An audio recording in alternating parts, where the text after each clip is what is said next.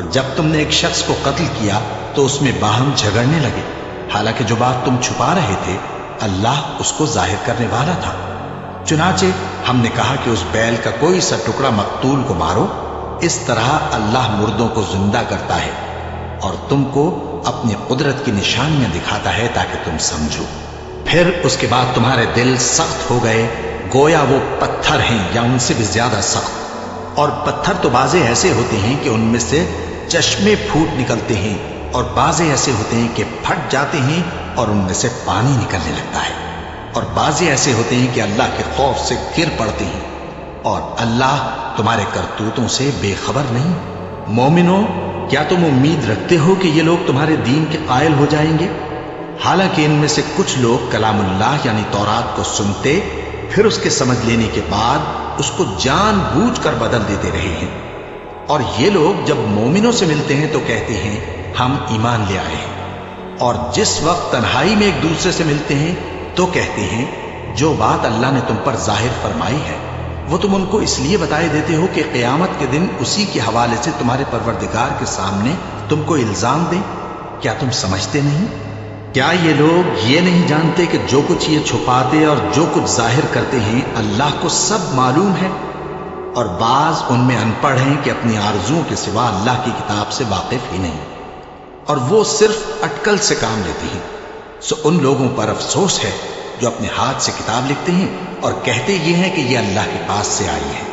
تاکہ اس کے عوض تھوڑی سی قیمت یعنی دنیاوی منفعت حاصل کریں۔ سو ان پر افسوس ہے اس لیے کہ بے اصل باتیں اپنے ہاتھ سے لکھتے ہیں، اور پھر ان پر افسوس ہے اس لیے کہ ایسے کام کرتے ہیں، اور کہتے ہیں کہ دوزخ کی آگ ہمیں چند روز کے سوا چھو ہی نہیں سکے گی۔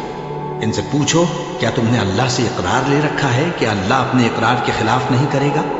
یا تم اللہ کے بارے میں ایسی باتیں کہتے ہو جن کا تمہیں مطلق علم نہیں؟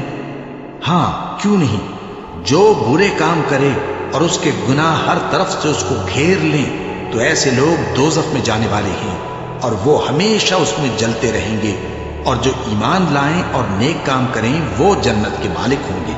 اور ہمیشہ اس میں عیش کرتے رہیں گے۔ اور جب ہم نے بنی اسرائیل سے عہد لیا کہ اللہ کے سوا کسی کی عبادت نہ کرنا اور ماں باپ اور رشتہ داروں اور یتیموں اور محتاجوں کے ساتھ بھلائی کرتے رہنا اور لوگوں سے اچھی باتیں کہنا اور نماز پڑھتے اور زکوٰۃ دیتے رہنا، تو چند آدمیوں کے سوا تم سب اس عہد سے منہ پھیر کر پلٹ گئے۔ اور جب ہم نے تم سے عہد لیا کہ آپس میں کچھ تو خون نہ کرنا اور اپنوں کو ان کے وطن سے نہ نکالنا، تو تم نے اقرار کر لیا اور تم اس بات کو مانتے بھی ہو۔ پھر تم وہی ہو کہ اپنوں کو قتل بھی کر دیتے ہو اور اپنے میں سے بعض لوگوں پر گناہ اور ظلم سے چڑھائی کر کے انہیں وطن سے نکال بھی دیتے ہو، اور اگر وہ تمہارے پاس قید ہو کر آئیں تو بدلہ دے کر ان کو چھڑا بھی لیتے ہو، حالانکہ ان کا نکال دینا ہی تم پر حرام تھا۔ یہ کیا بات ہے کہ تم کتاب اللہ کے بعض احکام کو تو مانتے ہو اور بعض سے انکار کیے دیتے ہو؟ تو جو تم میں سے ایسی حرکت کریں ان کی سزا اس کے سوا اور کیا ہو سکتی ہے کہ دنیا کی زندگی میں تو رسوائی ہو اور قیامت کے دن سخت سے سخت عذاب میں ڈال دیے جائیں۔ اور جو کام تم کرتے ہو اللہ ان سے غافل نہیں۔ یہ وہ لوگ ہیں جنہوں نے آخرت کے بدلے دنیا کی زندگی خریدی، سو نہ تو ان سے عذاب ہی ہلکا کیا جائے گا اور نہ ان کو اور طرح کی مدد ملے گی۔